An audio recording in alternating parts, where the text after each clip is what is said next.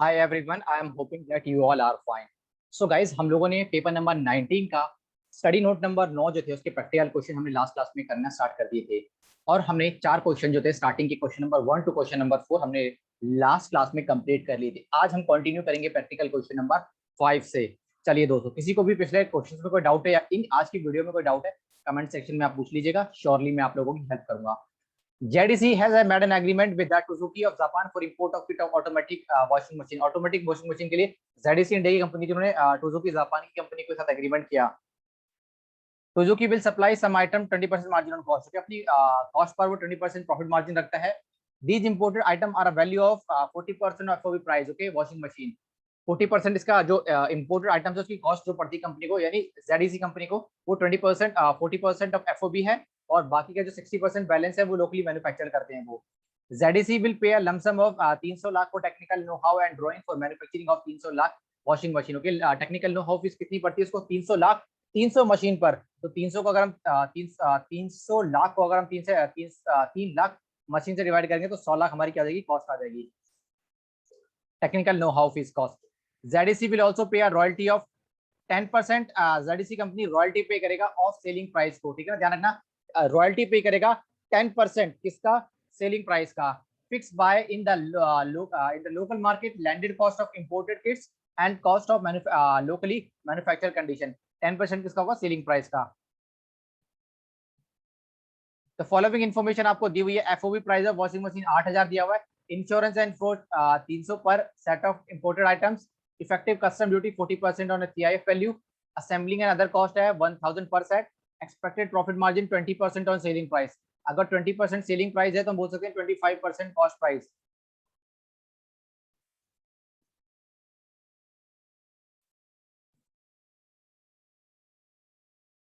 चलिए आगे देखिए।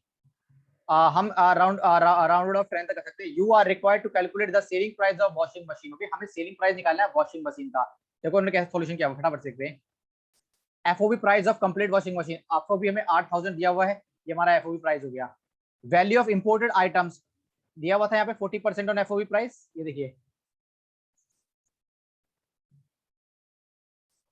40% FOB प्राइस का। तो 8000 का हम लोग 40% करेंगे तो 8 चौक 32। 8000 कैलकुलेटर मेरे पास है, आप यूज कर सकते हैं अपना 3200। I am using my calculator, you can use your own calculator. So 3200 मेरा हो गया वैल्यू ऑफ इंपोर्टेड आइटम्स। उसके बाद है value of locally manufactured item 60% on FOB price, तो 8 से 48। Cost of imported FOB price of imported arts 3200, ये था ना हमारा जो निकाला था हमने 3200। फ्रेट एंड इंश्योरेंस 300 ये हमें दिया हुआ था यहाँ पे, ये दिया हुआ है फ्रेट एंड इंश्योरेंस 300 में, ये हमने लिख लिया। उसके बाद अगर हम इन दोनों को जोड़ देंगे हम लोग FOB price freight and insurance को, तो मेरे को CIF वैल्यू मिल जाएगा, कॉस्ट इंश्योरेंस फ्रेट।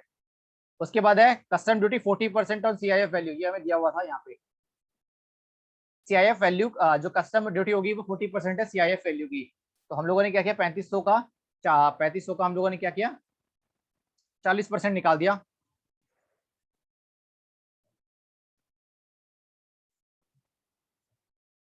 दो जीरो से 2 जीरो कट होगी, ये हमारा 1400 हो जाएगा custom duty. Landed cost of imported, हमने क्या दिया, CIF वैल्यू और इंश्योरेंस को जोड़ दिया तो हमें लैंडेड कॉस्ट मिल गई 4900। अब निकाला total cost of material both imported plus local, ये हमारा 4800 आ गया था cost.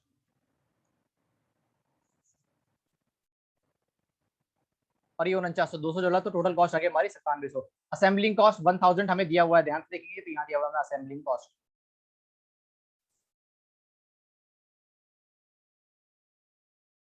Technical know how fee 100 मैंने निकाला था, याद है आपको? 300 लाख डिवाइड में 3 लाख मशीन, 3 से 3 काटा था, 100 हमारा असेंबलिंग कॉस्ट आ गया था 100 हमारा। टोटल कॉस्ट एक्सक्लूडिंग रॉयल्टी, तो हम this plus this plus this. Okay, अब हमें निकालना है रॉयल्टी, ध्यान रखना 10% ऑफ सेलिंग प्राइस।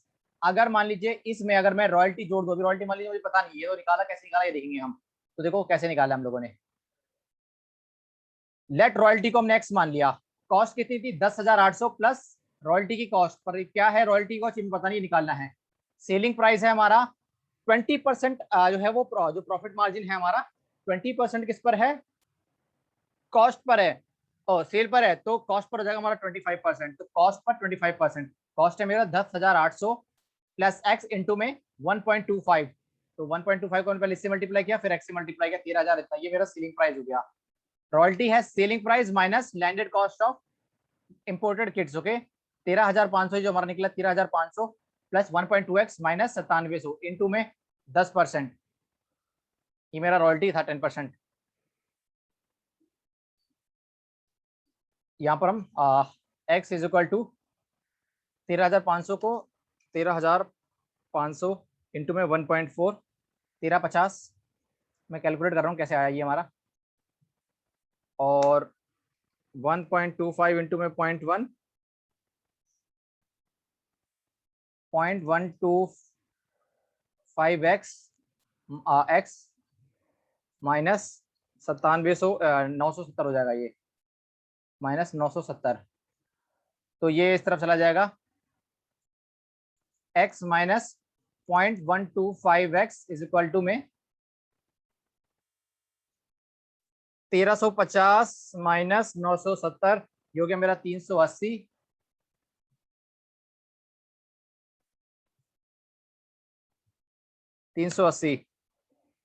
और 1 माइनस 0.125 ये हो जाएगा मेरा 0.875, यहाँ कर रहा हूँ मैं 0.875 x बराबर में 380, x को हम लोग यही रहने देंगे, 380 डिवाइड में 0.875, 380 डिवाइड में 0.875, 434 हमारा क्या हो जाएगा, रॉयल्टी हो जाएगा, जो हमारा ये निकला भी था, और यहाँ पर हमने 434 रख दिया। अब हमने क्या किया, इस कॉस्ट में इसको जोड़ दिया तो टोटल कॉस्ट आ गई हमारी, ठीक है। ध्यान रखना मैंने कहा था 20% सेल का है तो कॉस्ट का 25% हो जाएगा, इस कॉस्ट का हमने 25% कर दिया तो ये प्रॉफिट मार्जिन आ गया, इसको जोड़ दिया तो हमें सेलिंग प्राइस आ गया 14,040, ये हमें क्वेश्चन में निकालना था। ओके, सिंपल सी बात है, फटाफट से एक बार देख लेते हैं कैसे किया हम लोगों ने। एफओ प्राइस हमें दिया हुआ था 40% हो जाएगा इसका वैल्यू ऑफ इम्पोर्टेड, 60% हो जाएगा लोकली मैन्युफैक्चर्ड। उसके बाद हमने निकाला कॉस्ट निकाली है, ठीक है, cost of imported 3200, freight and insurance हमें दिया हुआ था 300, हमने इन दोनों का टोटल कर दिया 3500, 3500 हमारा सीआईएफ वैल्यू, कस्टम ड्यूटी 40% और सीआईएफ वैल्यू तो निकाल दिया 3500 और 1400 को जोड़ा हमने तो landed cost of imported kits 4900, इस 4900 को और जो लोकली मैन्युफैक्चर था उसको ऐड किया मैंने 4900 प्लस 4800, तो कॉस्ट ऑफ मटेरियल बन गया 97, असेंबलिंग कॉस्ट 1000 दिया हुआ है, टेक्निकल नो हाउ भी मैंने निकाला था 300 लाख था, 3 लाख मशीन थी, एक मशीन पर 100 लाख की आ गया, ठीक है ना, टेक्निकल नो हाउ भी पर मशीन कॉस्ट। उसके बाद total cost excluding royalty, royalty कैसे निकाला मैंने वर्किंग नोट में आपको दिखा दिया, टोटल कॉस्ट आ गया इसमें, इस कॉस्ट में 25% दे दिया मैंने प्रॉफिट मार्जिन, दोनों का टोटल करा तो मेरा सेल आ गया। ये था मेरा क्वेश्चन नंबर 5। चलिए क्वेश्चन नंबर 6 देखते हैं। इजी क्वेश्चन है, ऐसा कुछ है नहीं इसके अंदर टेक्निकली ज्यादा toughness.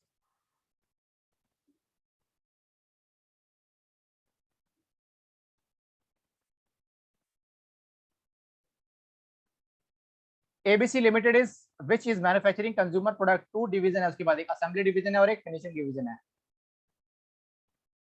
Present activities and cost involve in assembling division and finishing division in a year, इतना असेंबलिंग डिवीजन की कितने सेट असेंबल होते हैं, क्वांटिटी 12,000 है।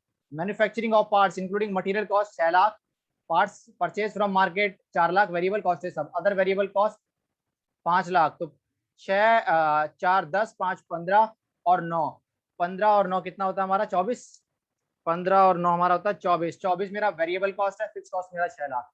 चलिए आइए आगे पढ़ते हैं, इन्फॉर्मेशन जो इन्फॉर्मेशन दी है वो पढ़ लेते हैं। 25% of production assembly sold in the market of price 300 पर सेट, 12,000 का 12,000 जो है उसका 25% यानी 3,000 जो है हम 300 रुपए के हिसाब से यानी 300 रुपए पर सेट के हिसाब से हम बाहर मार्केट में भेज देते हैं। 75% बाकी का 75% यानी 12,000 में से 3,000 माइनस किया तो 75%, 12,000 का 75% 9,000 जो है हम वो अपने ही जो दूसरा डिपार्टमेंट है फिनिशिंग डिवीजन उसको हम 280 रुपए के हिसाब से दे देते हैं। आप समझ सकते हो, ये ट्रांसफर वाला केस है। फिनिशिंग डिवीजन में कॉस्ट क्या क्या इनकर होती है? Painting cost 5 lakh, polishing cost 1 lakh, 6 lakh, variable cost हो गया, other fix cost 4 lakh, selling price per set is 450। Evaluate the following situation. अभी हमें 3 केसेस दिए हुए, ध्यान रखना, case 1, case 2, case 3। You are required to give your recommendation assuming opportunity cost of capital is 15%. Okay, opportunity cost of capital 15% दी गई। 3 जो आपको cases दिए गए हैं, उन केसेस के आधार पर बताइए कंपनी के लिए कौन सा जो केस होगा फायदेमंद होगा, जिसमें कंपनी को ज्यादा प्रॉफिट होगा। सिंपल सा, कंपनी को जिस भी सिचुएशन में ज्यादा प्रॉफिट होगा, कंपनी उस सिचुएशन को अडॉप्ट करेगी। चलिए हम देख लेते हैं एक बार फटाफट से, ज्यादा टफ है नहीं इसके अंदर। एग्जिस्टिंग प्रॉफिटेबिलिटी क्या कंपनी की देख लेते हैं हम लोग। टोटल सेल वैल्यू बताया था हमने कि 300 यानी 25%, यानी 3000 जो है 300 के हिसाब से बाहर मार्केट में बेचता है, और बाकी का 75% यानी 12000 का 75% 9280 के अपने ही डिपार्टमेंट को दे दिया जाए। टोटल हो गया 34,20,000, तो हमने 34.20 बोल दिया। टोटल वेरिएबल्स कॉस्ट 24 हमने निकाली थी। कंट्रीब्यूशन सेल माइनस वेरिएबल, हमारा कंट्रीब्यूशन आ गया। फिक्स कॉस्ट 6 लाख हमें दी हुई थी, माइनस कर दिया, प्रॉफिट आ गया असेंबली डिवीजन का। उसके बाद फिनिशिंग डिवीजन का ध्यान रखना, फिनिशिंग डिवीजन क्या करेगा, इस 9000 को 450 के हिसाब से बेचेगा। 9000 को 450 के हिसाब से बेचेगा, ये उसकी सेल्स आ गई। वेरिएबल कॉस्ट जो इसने 9280 में इसने बेचा था, इसकी सेल हो जाएगी, इसकी कॉस्ट हो जाएगी 9280 प्लस में 6 लाख। 6 लाख कैसे आया, ये अपनी इसकी खुद की कॉस्ट थी ये। 5 और 1 6, ये हमने निकाला इसका कंट्रीब्यूशन 9,30,000। उसके बाद फिक्स कॉस्ट है 4 लाख, प्रॉफिट कितना आ जाएगा, इतना। दोनों का प्रॉफिट जोड़ देंगे, 420 और 530, 950 प्रॉफिट आ जाएगा। अब है पहला प्रपोजल, पढ़ते हैं पहला प्रपोजल क्या है। ये तो नॉर्मल सिचुएशन जो दी हुई थी हमने वो किया है। कह रहा है कि अगर डिवीजन असेंबली ये प्रपोज कर दे कि अपने जो अभी वो 12,000 की कैपेसिटी को 20% से ज्यादा बढ़ा दे, यानी 12,000 का 20% और ज्यादा बढ़ा दे हम लोग,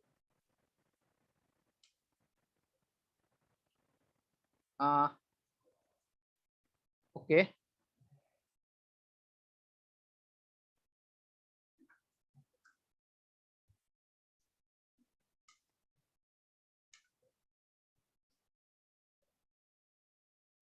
ठीक है। 12,000 का अगर ये 20% बढ़ा देते हैं, यानी 14,000 ये 400 यूनिट जो है यूनिट और बनाएंगे। कह रहा है कि अगर ऐसा करते हैं तो उसके केस में अगर ध्यान रखना, अगर आप सेल बढ़ा रहे हैं तो आपकी वेरिएबल कॉस्ट भी ऑटोमेटिकली 20% से बढ़ेगी, इस बात को ध्यान रखना। तो कह रहे हैं कि आपको ना कॉस्ट 20 लाख का और एक्स्ट्रा पड़ेगा। It is indicated that there will be no change in factory fix cost in the operation of additional volume of job. Simple सी बात है, हम भी जानते हैं कि आप कितनी भी यूनिट बनाओ, फिक्स कॉस्ट जितनी आती थी उतनी ही आएगी। Division assembly propose to maintain the transfer of finishing division to the exchange level. Okay, यानी इस केस में भले ही हम लोगों ने 12,000 से 14,400 अपनी यूनिट जो है वो प्रोडक्शन बढ़ा दिया गया है, फिर भी जो हम ट्रांसफर करेंगे अभी भी 9,000 करेंगे। तो 14,400 में से 9,000 आप ट्रांसफर करेंगे, इसका मतलब ये है कि बाकी का 14,400 यानी 9,000 आप ट्रांसफर करेंगे, बाकी का 5400 जो है अभी भी आप 300 रुपए के रेट के हिसाब से पहले केस में आप बाहर बेचेंगे। अब बताना आपको कि प्रॉफिट मार्जिन कितना है। चलिए हम इवेलुएट करते हैं। हमने पढ़ा था 5400 को 300 के हिसाब से बेचेंगे, प्लस 9,000 को 280 से, तो ये ट्रांसफर करेंगे अपनी ही यूनिट को। ध्यान रखना, इसकी ये सेल बनेगी तो उस डिवीजन की वो वेरिएबल कॉस्ट बनेगी। देख रहे हैं आप यहाँ वेरिएबल कॉस्ट 41,41,40,000 हमारी कॉस्ट आ गया। वेरिएबल कॉस्ट 24 इंटू में 1.24 हमारी ऑटोमेटिकली नॉर्मल सिचुएशन में। अब 20% से, क्योंकि मेरी 20% पे यूनिट बढ़ रही है, 20% से मेरी वेरिएबल कॉस्ट बढ़ेगी, फिक्स कॉस्ट मेरी सेम रहती है। तो मेरा वेरिएबल कॉस्ट हो गया 28,80,000। Contribution sale minus variable cost, contribution हो जाएगा 12,60,000। फिक्स कॉस्ट 6 लाख तो सेम रहेगी, लेकिन ये जो 20 लाख से और बढ़ी है, यानी 20 लाख का जो अपॉर्चुनिटी कॉस्ट है वो भी मेरी क्या हो जाएगी, फिक्स कॉस्ट में इनकट हो जाएगी। जो यानी अपॉर्चुनिटी कॉस्ट का रेट दिया हुआ था मेरा 15%, और ये कॉस्ट जो है मेरी एक्स्ट्रा आ रही है 20 लाख की, इसका 15% अपॉर्चुनिटी कॉस्ट लेंगे ये हमारा।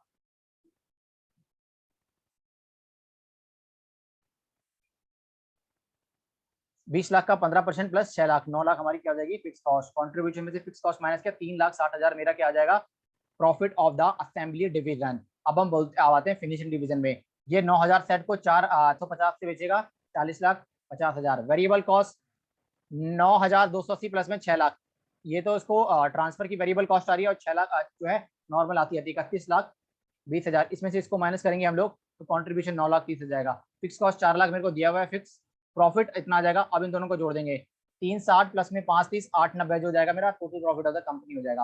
अब हम दूसरा जो केस है वो पढ़ते हैं। हम कह रहे हैं कि अगर मान लीजिए डिवीजन जो फिनिशिंग है has propose to transfer a whole of the output of assembly division at a price of 280 रुपए, यानी 14,400 का जो असेंबली का टोटल जो है वो सारा का सारा अगर हम लोग ट्रांसफर कर दे फिनिशिंग डिवीजन को, पहले 9,000 कर रहे थे, पूरा मुझे ट्रांसफर कर दिए 280 के हिसाब से per unit, and the additional unit can be sold in the market of existing price, which will be involved advertisement expense to the extent of 4 lakh and fixed cost in division of 1 lakh. Okay, advertisement cost 4 lakh से बढ़ जाएगा और यानी fix cost मेरी 5 लाख से और बढ़ जाएगी, और सारा जो ट्रांसफर है वो मैं किसको करूंगा 280 के हिसाब से जो डिवीजन है फिनिशिंग डिवीजन उसको मैं ट्रांसफर कर दूंगा। केस 2 देख रहे हैं हम।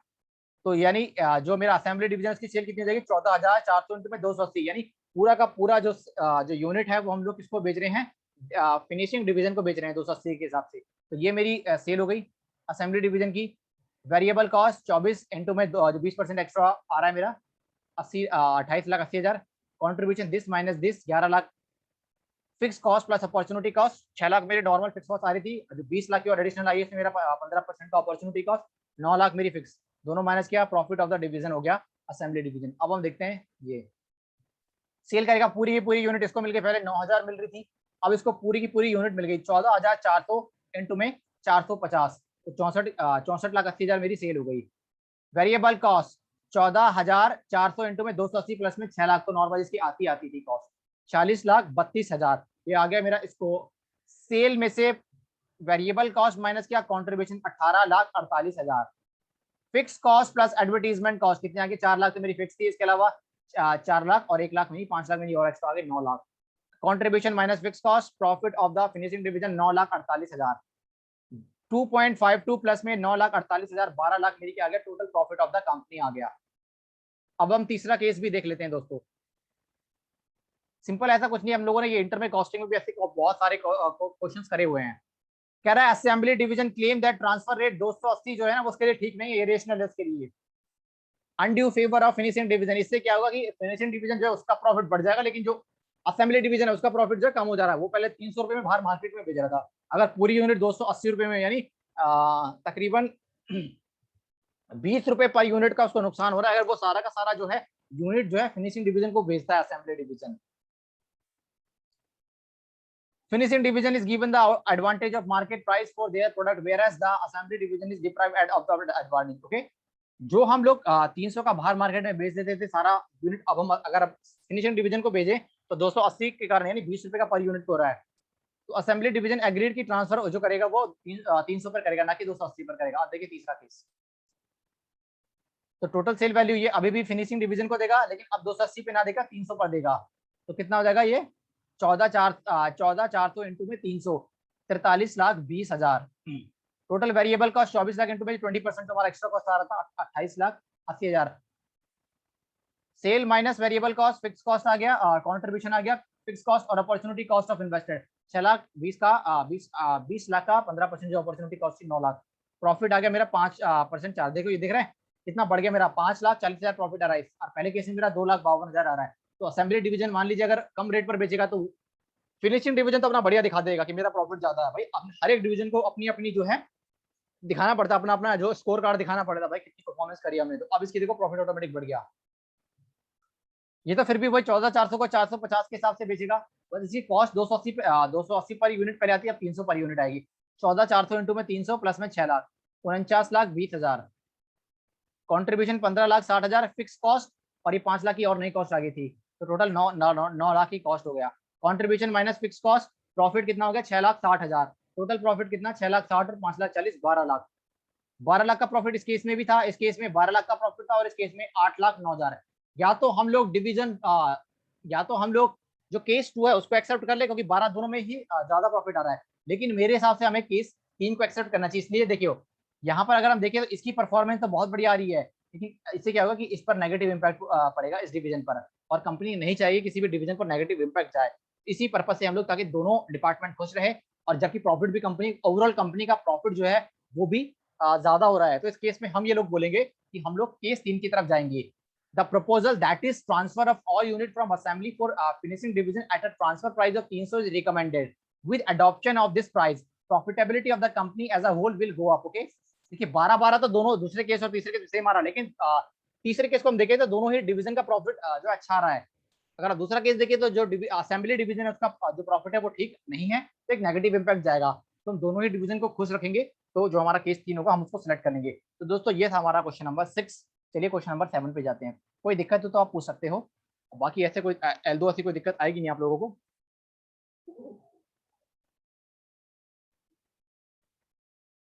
चलिए दोस्तों क्वेश्चन नंबर 7 देखते हैं हम लोग।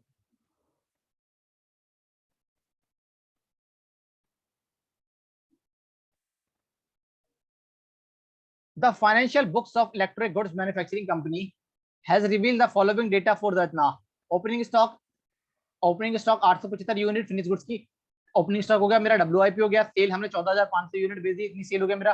Raw material, direct labour, factory overhead, admin overhead, selling and distribution, bad debt, interest received, rent received, closing stock, dividend paid, और कुछ है क्या? ओके ये डेटा में दिया हुआ है क्या निकाल, और ये डेटा भी दिया हुआ है। कॉस्ट रिकॉर्ड क्या बताते हैं? फैक्ट्री ओवरहेड जो है डायरेक्ट वेजेस का 60% है, एडमिन ओवरहेड जो है फैक्ट्री कॉस्ट का 20% है, सेलिंग एंड डिस्ट्रीब्यूशन ओवरहेड जो 4 पर यूनिट है, और per unit sold. Opening stock को हम 104 पर यूनिट पर दिखाएंगे। WIP is valued at factory cost both for financial and costing profit and loss account. Okay prepare, अब हमें क्या बनाना है? Prepare profit and loss account as per financial record and costing records. हमें financial records के accordingly, costing records के accordingly भी क्या बनाना पड़ेगा? P&L बनाना पड़ेगा। उसके बाद हमें रिकंसिलिएशन स्टेटमेंट बनानी पड़ेगी। तो सिंपल है, फाइनेंशियल अकाउंटिंग का प्रॉफिट तो सिंपल है, देखिए सिंपल है, statement of profit and loss as per financial account इतना। ये डेबिट साइड हो जाएगी, ये मेरी क्रेडिट साइड हो जाएगी। अब देखिए कौन कौन डेबिट में जाएगा, कौन कौन क्रेडिट में जाएगा। ओपनिंग स्टॉक फिनिश गुड्स का डेबिट में, वर्क इन प्रोग्रेस का जो ओपनिंग स्टॉक है डेबिट में, सेल क्रेडिट में जाएगा, रॉ मटेरियल डेबिट में, डायरेक्ट लेबर जो मेरा खर्चा है, खर्चे सारे डेबिट में जाएंगे, फैक्ट्री ओवरहेड खर्चा है डेबिट में जाएगा, एडमिन ओवरहेड खर्चा है डेबिट में जाएगा, सेलिंग एंड डिस्ट्रीब्यूशन ओवरहेड खर्चा है डेबिट में जाएगा, बैड डेट खर्चा है डेबिट में जाएगा, इंटरेस्ट रिसीव इनकम है क्रेडिट में जाएगा, रेंट रिसीव इनकम है क्रेडिट में जाएगा, क्लोजिंग स्टॉक क्रेडिट में जाएगा, क्लोजिंग स्टॉक क्रेडिट में जाएगा, डिविडेंड पेड किया जाएगा मेरा डेबिट में जाएगा। तो देखिए वैसे ही हमने यहाँ पे बना दिया है।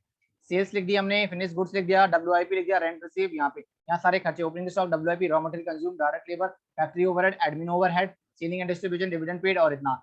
इन सब का टोटल 22,20,917। इसमें से सारे खर्चे माइनस करके प्रॉफिट आ गया मेरा 1,33,542। ध्यान रखना हमें निकालना है profit statement as per financial accounts, as per cost accounts. Financial account का प्रॉफिट बना दिया हमने 1,33,542। ठीक है, इसके बाद हम कॉस्टिंग का प्रॉफिट निकालेंगे और फिर हम रिकंसिलिएशन स्टेटमेंट बनाएंगे। यहां पर हम एक बार वर्किंग नोट देख लेते हैं। सेल यूनिट हम लोगों ने कितना सेल किया? 14,500 ये हमें दिया हुआ था। क्लोजिंग स्टॉक 375 हमने ऐड कर दिया, ओपनिंग स्टॉक 875 माइनस कर दिया, 14,000 ये हमारा टोटल यूनिट जो है वो हम लोगों ने प्रोड्यूस किया है। ये वर्किंग नोट है हम लोगों का। रॉ मटेरियल 780 दिया हुआ है, डायरेक्ट लेबर दिया हुआ है, direct raw material plus direct labour add करेंगे तो प्राइम कॉस्ट आ जाएगा। फैक्ट्री ओवरहेड जो है 60% ऑफ डायरेक्ट वेजेस, यानी 4,50,000 का 60% 2,70,000 हमारा डायरेक्ट वेजेस फैक्ट्री ओवरहेड आ गया। प्राइम कॉस्ट में फैक्ट्री ओवरहेड ऐड करेंगे तो 15 लाख का हमारा क्या हो जाएगा? फैक्ट्री कॉस्ट हो जाएगा। ओपनिंग WIP ऐड करेंगे 32,000, क्लोजिंग WIP ऐड करेंगे, factory cost of goods manufacture निकल जाएगा। एडमिन ओवरहेड जो है 20% ऑफ फैक्ट्री कॉस्ट का ऐड किया हमने, कॉस्ट ऑफ प्रोडक्शन निकल गया हमें 14,000 यूनिट का। 14,000 यूनिट से डिवाइड करेंगे तो एक यूनिट की कॉस्ट ऑफ प्रोडक्शन निकल जाएगा 128। अब आइए हम देखते हैं profit as per cost accounting records. Sale कितना हो गया? 14,000 यूनिट्स का 20,80,000 दिया हुआ है हमें। ओपनिंग स्टॉक 875 104 यूनिट पर 91,000 में बताया गया था कि ओपनिंग स्टॉक हमें 104 पे दिखाना है। ऐड कर देंगे कॉस्ट ऑफ प्रोडक्शन 7,92,000 जो हमने निकाला था, जो हम लोगों ने ऊपर निकाला था ये वाला कॉस्ट ऑफ प्रोडक्शन ऐड कर देंगे। क्लोजिंग स्टॉक एक 375 इंटू में 128, 48 लेस कर देंगे।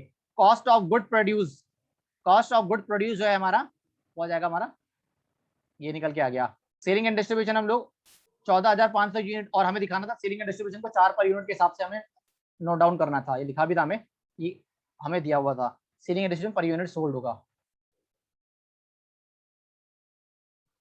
सोल्ड हुई है 14,500 यूनिट 4 रुपए पर यूनिट के हिसाब से। कॉस्ट ऑफ सेल्स निकल गया मेरा टोटल, सेल में से कॉस्ट ऑफ सेल माइनस करेंगे तो 1,97,000 प्रॉफिट आ गया। अब ध्यान से समझना, profit as per cost record जो है मेरा 1,87,000 है, और प्रॉफिट एज पर मेरा फाइनेंशियल अकाउंटिंग कितना 1,33, 1,33 542 माइनस 187 53,458 ये मेरा है, ये मेरा डिफरेंस आ रहा है दोनों के प्रॉफिट में। अब हम बनाएंगे रिकंसिलिएशन स्टेटमेंट।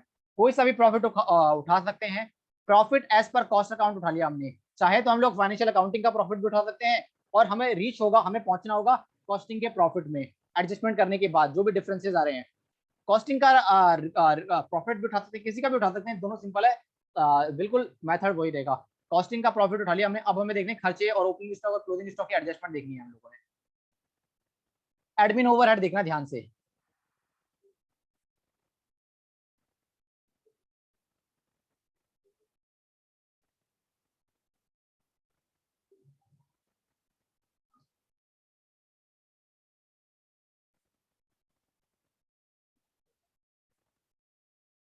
दो 98,667,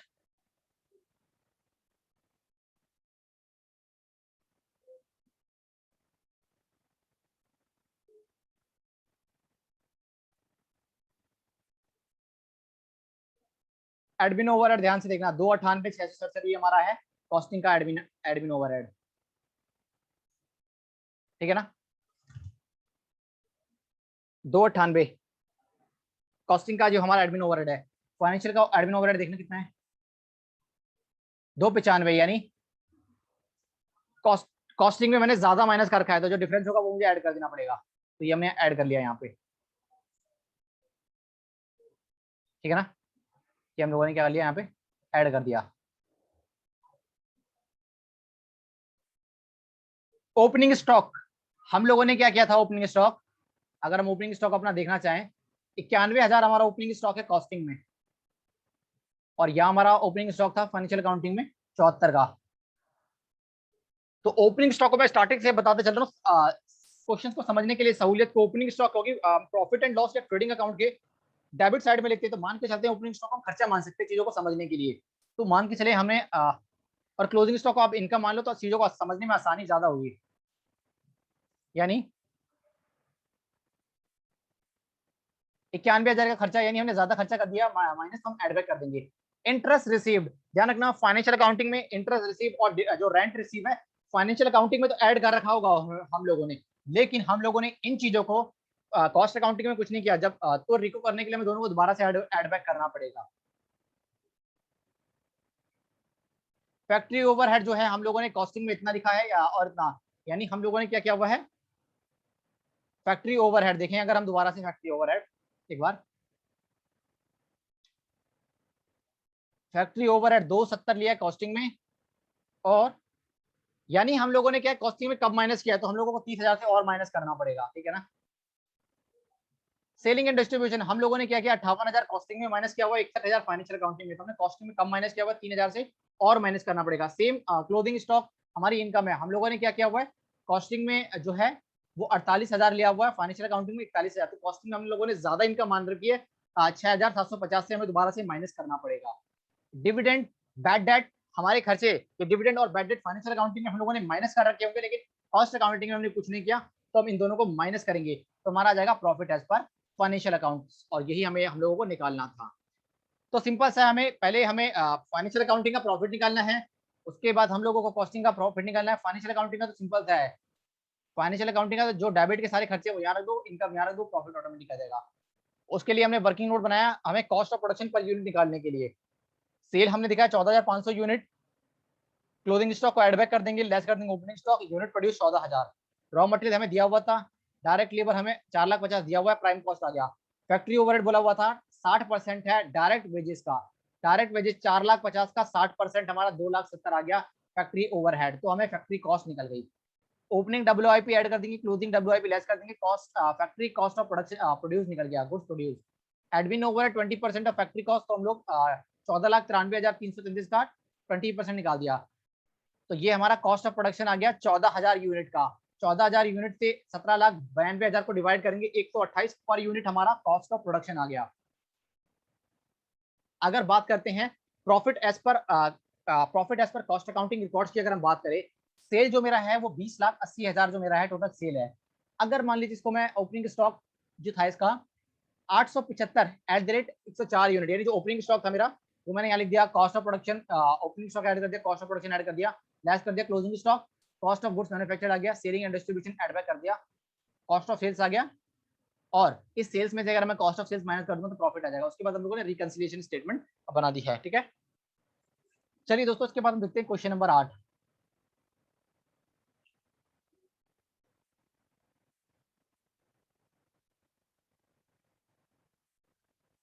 question number 8, in normal cases high operating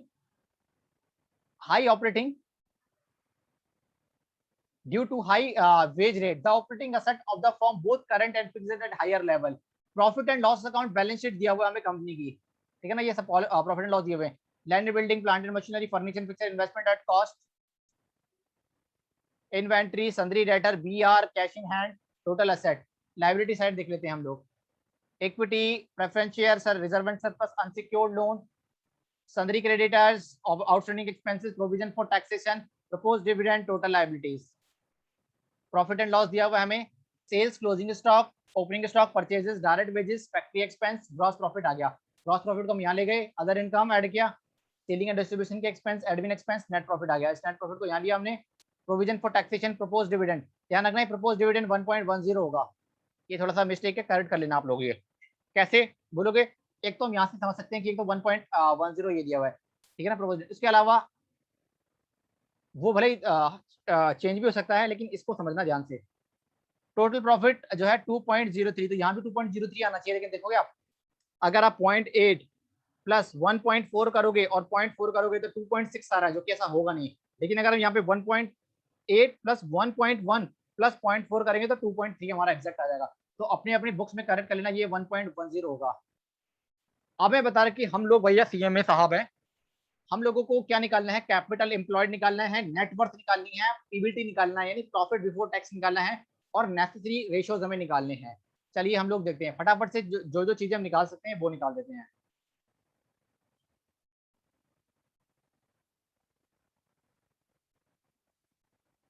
सबसे पहले लोगों ने क्या किया है, फिक्स कॉस्ट निकाली है। फिक्स कॉस्ट हम सिंपल से यहां से निकाल सकते हैं। मेरा लैंड एंड बिल्डिंग मेरी होगा, plant and machinery furniture fixer, ये तीन मेरी क्या आ जाएगी, फिक्स कॉस्ट में आ जाएगी। और अगर मैं बात करूं मेरी करंट की, तो करंट में मेरा इन्वेंट्री आ जाएगा, डेटर आ जाएगा, बीआर आ जाएगा, कैश इन हैंड आ जाएगा, मेरा करंट आ जाएगा। ठीक है, फिक्स एसेट आ गया, करंट एसेट आ गया।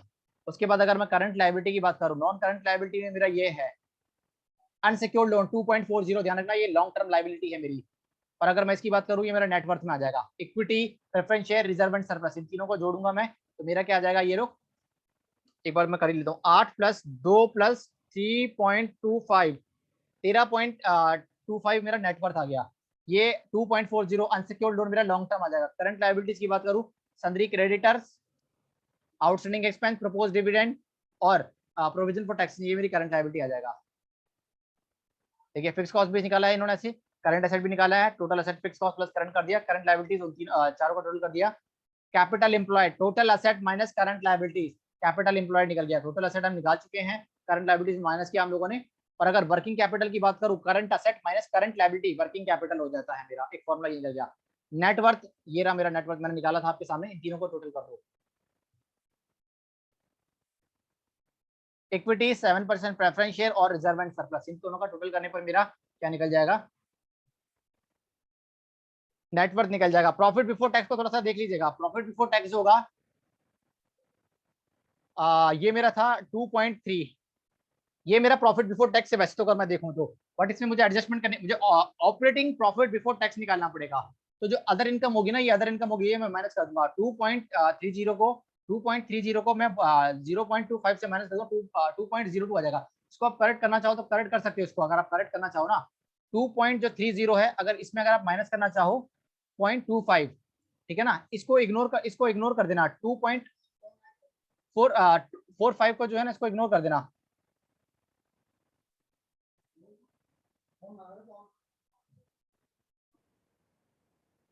तो ये हमारा निकल जाएगा, पीबीटी निकल जाएगा। उसके बाद सिंपल सा हमें फॉर्मूले रेशियो रख देने, प्रॉफिट ऑन कैपिटल एम्प्लॉयड, तो प्रॉफिट डिवाइड में कैपिटल एम्प्लॉयड, प्रॉफिट डिवाइड में capital employed, profit on sale तो प्रॉफिट डिवाइड में सेल्स, करंट एसेट डिवाइड में करंट लायबिलिटी, नेटवर्थ डिवाइड में लॉन्ग टर्म बोरोइंग्स, मैंने निकाल चुका हूं, नेटवर्थ डिवाइड में capital overall, cost of production to capital employed निकालना तो आप निकाल सकते हो, cost of production to working capital निकालना तो आप निकाल सकते हो, अदरवाइज इनकी इतनी रिक्वायरमेंट नहीं है, बट निकालोगे तो बेटर रहेगा। कॉस्ट ऑफ प्रोडक्शन कैसे निकाली है, परचेज, इसमें से स्टॉक एडजस्टमेंट कर दिया, स्टॉक एडजस्टमेंट कैसे किया इन लोगों ने, 0.25 नेगेटिव का, closing stock minus opening stock 1.25 minus 1.20 तो 0.25 आ जाएगा।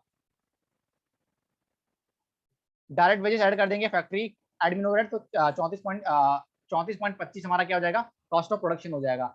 सो होप ये क्वेश्चंस आपको समझ में आ गए। 4 क्वेश्चन, 9, 10, 11 ऑलमोस्ट रह गए, जो 3 क्वेश्चंस वो हम अगली क्लास में करेंगे। कोई भी अगर डाउट है तो आप पूछ सकते हो, और बिल्कुल मैं आप लोगों की कमेंट सेक्शन में बिल्कुल डाउट को लूंगा, और नेक्स्ट क्लास हम लोग करेंगे बाकी के जो प्रैक्टिकल क्वेश्चन रहेंगे, वो करने के बाद हम बाकी का जो भी अपना क्वेश्चन होगा वो हम लोग करेंगे। ठीक है दोस्तों, कोई भी डाउट है तो आप पूछ सकते हैं, इसके बाद हम मिलेंगे नेक्स्ट लेक्चर में। From my side, guys, that's all about in this video, and keep studying and keep growing, guys. Bye, guys.